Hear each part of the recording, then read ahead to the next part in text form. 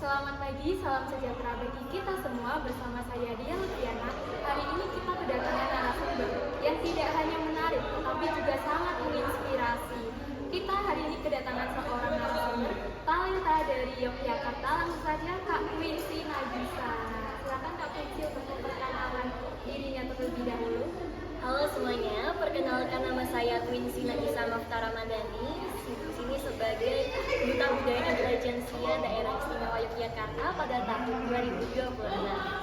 Wow, sangat menarik sekali ya Kak Queen. Jadi saya tidak sabar nih untuk mendengarkan cerita dari Kak Queen, seorang duta intelijensia daerah istimewa Yogyakarta tahun 2026. Tapi sebelumnya nih, sebelum kita mewawancarai Kak Queen, saya ingin menyebutkan penghargaan dari Kak Queen yang telah Kak Queen raih.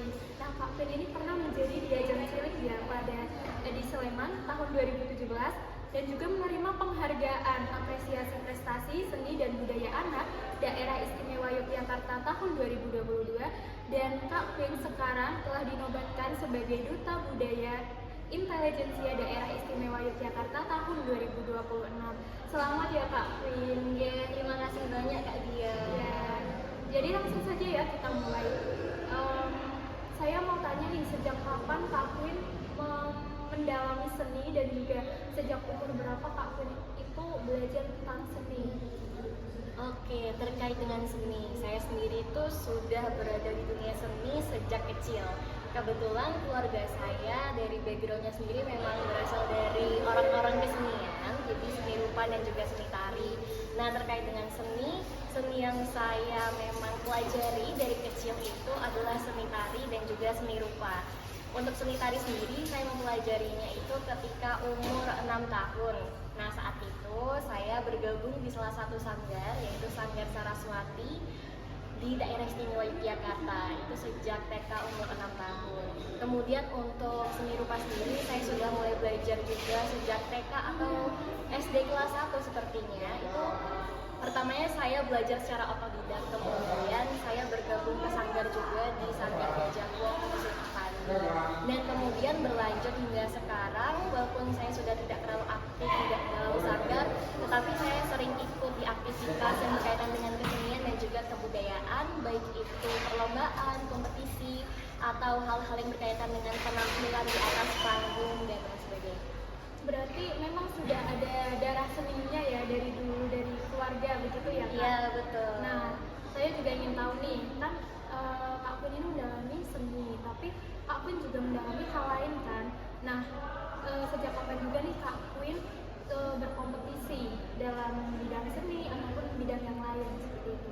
Oke, terkait dengan kompetisi, itu sebetulnya pertama kali itu ketika saya ada ujian di dalam sanggar.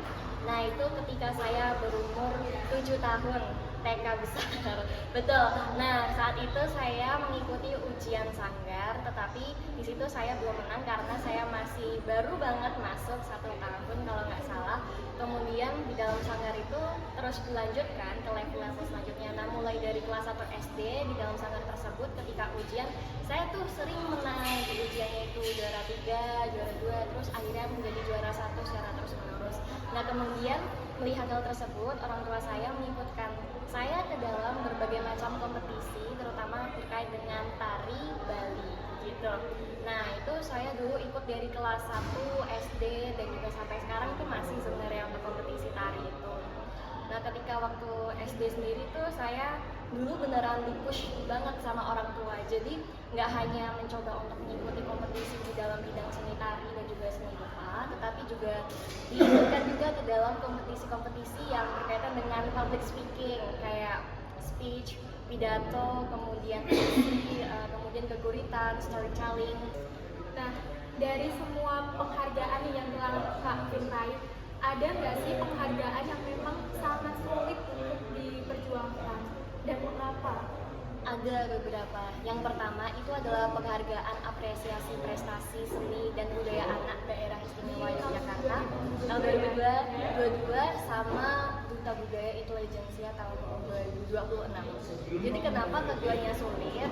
Jadi untuk yang pertama, untuk penghargaan itu melalui beberapa tahap prosesnya.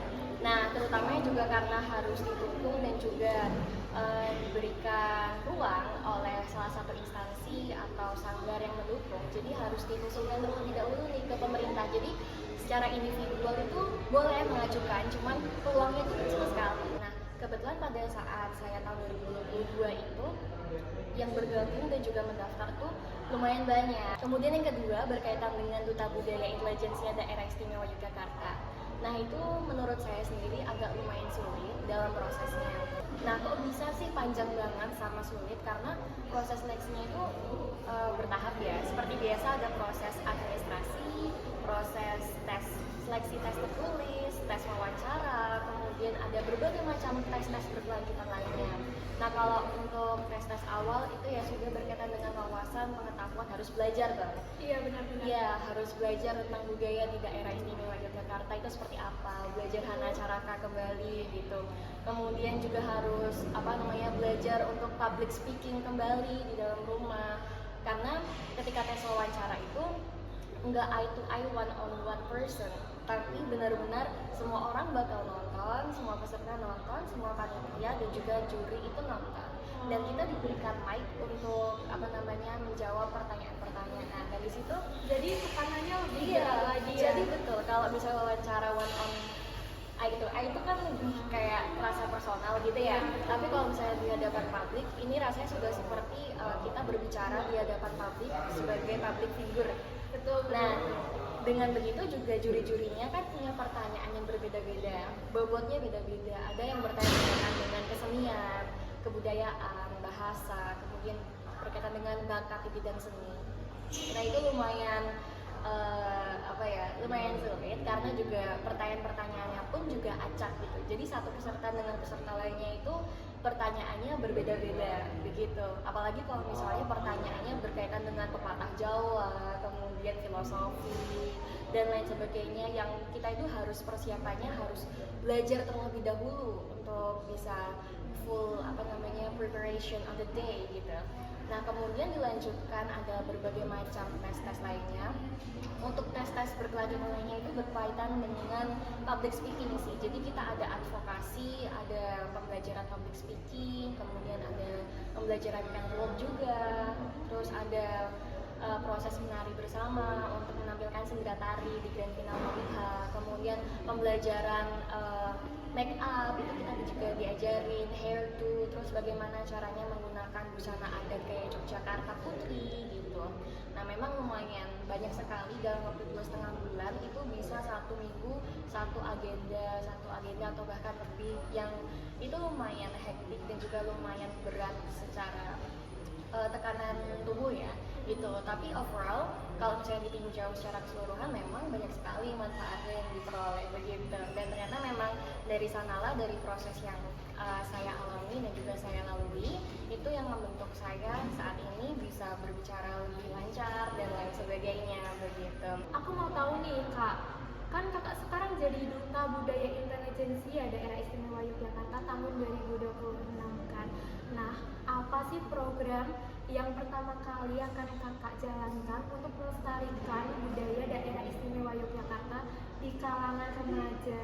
Oke, kalangan remaja ini kan berkaitan dengan globalization dan juga digitalization kan ya.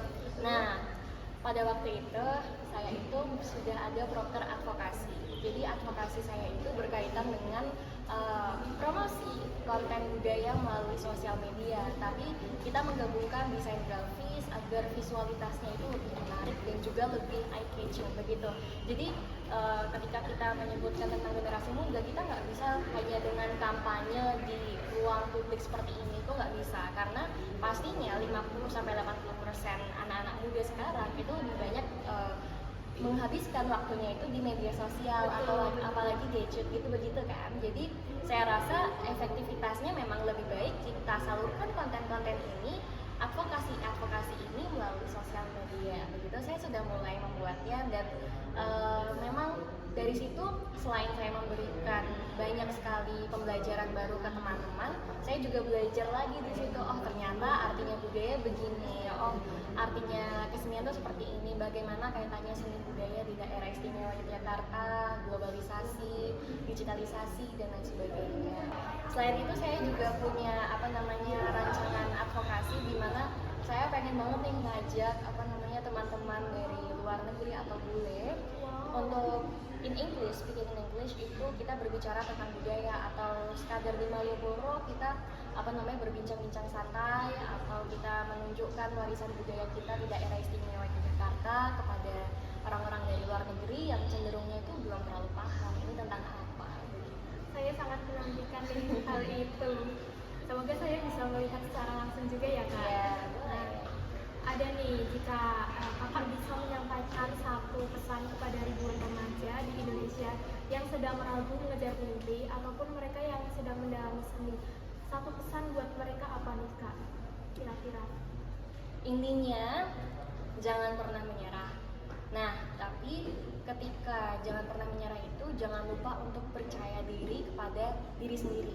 Percaya kepada diri sendiri, suka dan juga cinta kepada diri sendiri. First of all itu harus, dan juga menghargai diri sendiri. Ketika sudah bisa menghargai, mencintai, menghormati, kemudian percaya kepada diri sendiri, meskipun hal-hal yang akan dilalui di masa depan itu sulit atau menantang, atau tapi ini sulit banget nih, MC ini gimana sih, ini banyak banget teksnya, sudah pesimis dari awal ya. Lombanya, kompetisinya banyak banget, ribuan orang yang ikut, timnya banyak banget nih.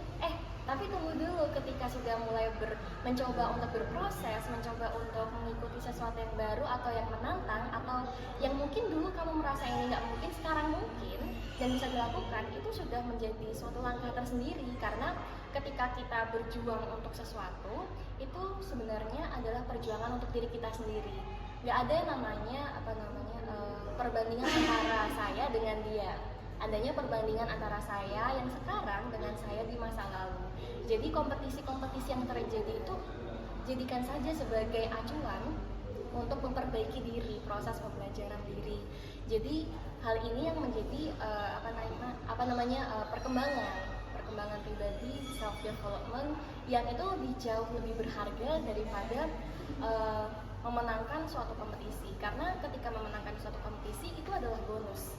Itu adalah bonus atas proses yang Anda jalani, yang kalian jalani, itu adalah bonus. Nggak ada orang yang tahu.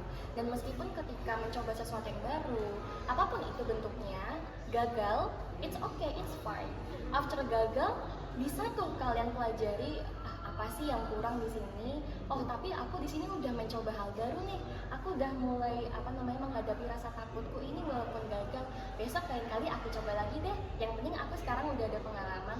Ternyata pengalamannya ini berguna banget buat saya. Bisa untuk ini, bisa untuk itu, bisa untuk ini. Jadi nggak ada satupun hal-hal yang sia-sia ketika sudah mencoba hal-hal yang baru. Sangat menarik sekali, dan jujur saya lebih terbuka lagi nih dengan pesan dari Kak Queen. Nah, terakhir nih, apa harapan untuk diri sendiri sebagai Duta Budaya Intelligentsia Daerah Istimewa Yogyakarta di tahun 2026 ini Kak? Harapan untuk diri saya sendiri itu semoga saya bisa bermanfaat lebih banyak kepada masyarakat di berbagai lapisan. Jadi saya hanya bisa berharap saya bisa menjadi pribadi yang lebih baik, kemudian bermanfaat, dan yang paling penting bisa berkontribusi kepada masyarakat.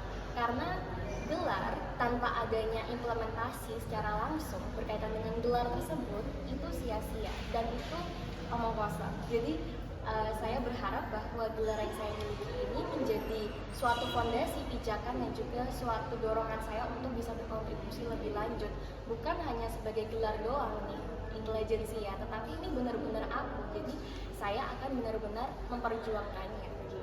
Terima kasih ya Kak Queen atas kesempatan saya untuk mewawancarai seseorang yang bertalenta seperti Kak Queen. Nah, dari cerita Kak Queen sendiri membuktikan bahwa seni, kekuatan, dan juga keteguhan merupakan hal yang luar biasa yang tidak lekang oleh waktu. Dan juga inspirasi dari Kak Queen sendiri membuktikan bahwa kita semua bisa mencoba hal baru tanpa rasa takut, seperti itu. Nah, terima kasih Kak Queen, saya ucapkan sekali lagi, dan terima kasih semuanya para pemirsa. Saya akhiri dari saya, Dia Luciana, dan juga saya Quincy. Terima kasih dan dadah. Terima kasih semuanya. Terima kasih. Like cherry blossoms blooming in the mountain in the early spring.